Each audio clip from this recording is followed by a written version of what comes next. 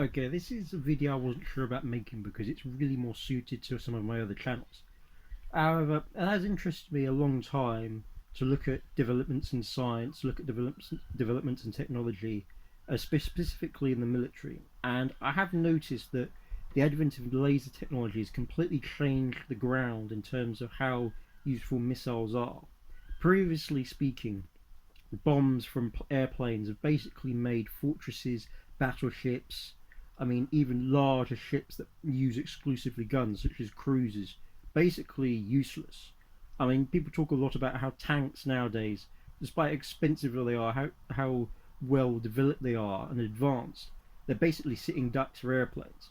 On the same time, though, a recent study by NATO basically found that they would lose all of their airplanes to cheap SAM missiles within weeks of any sort of global conflict that involved first world countries, or rather world powers such as Russia and China.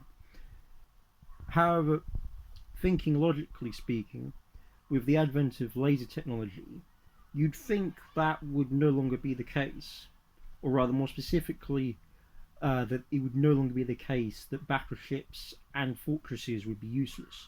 Simply speaking, you could easily fit laser batteries onto a battleship that could shoot down drones, that could shoot down planes, shoot down missiles, much better than current close-in weapon systems can. However, the main issue at the moment is cost. To actually fit those sorts of things onto a battleship, you need massive amounts of power. You need a nuclear power plant, and it's already expensive enough to put those on carriers, which have far more utility than any sort of battleship. Not to mention that at the moment, railgun technology simply isn't far enough.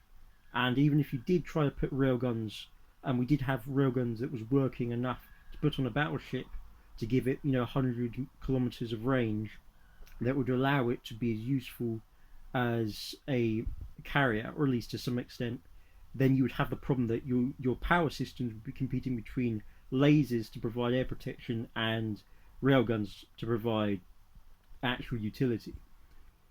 But this isn't the case for bases in land. Now, obviously, there is an exception there. If you have bases that don't have their own power supply, that instead are powered by either the electric grid or by an external power plant of some kind, then you have a great big weakness in the form of some sort of cable system that is supplying that power.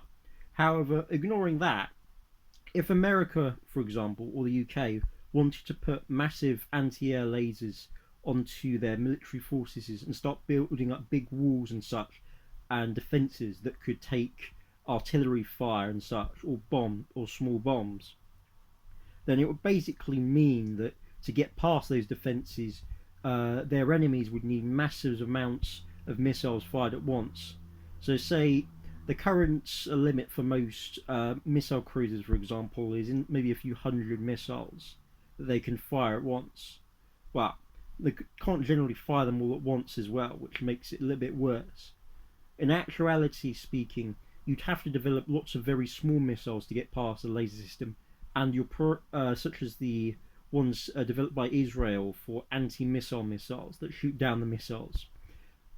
Now, you would then use those to damage or disable any laser system, and that would allow larger missiles that actually have developed warheads enough to do serious damage.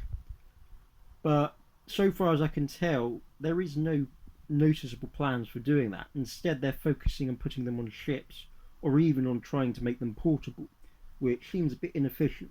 I think the main reason for this is that, well, military fortresses have just seemed like a sitting duck for so long. What with in World War II, they were literally in World War One. They were literally building underneath trenches. They would build tunnels and then blow up forces with TNT underground. And throughout all of World War II, any hard bases like that would have simply been blown up by planes. There are a lot of sea bases, for example, that had fixed military emplacements such as cannons and such, and these all have simply proven to be vulnerable. But I feel with the improvement of active defences, particularly lasers, electronic warfare, and close-in weapon systems, we've seen more recently, IWI has developed the Iron Fist, which basically means that tanks can shoot out approaching cannon fire out of the air before it hits the tank, allowing them to survive a couple of shots maybe from one angle, and before their armor has to take the defense. And this active defense system is very, very rapidly improving.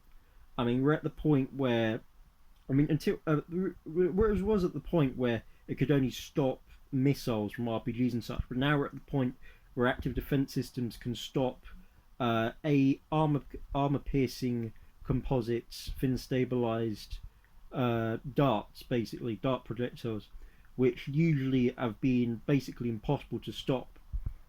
Now, this sort of thing basically means that we're going to see a massive change in warfare. But at the moment, not a lot of people seem to have seen it, or rather, more specifically, the people that have the money to spend on these types of things haven't seen it.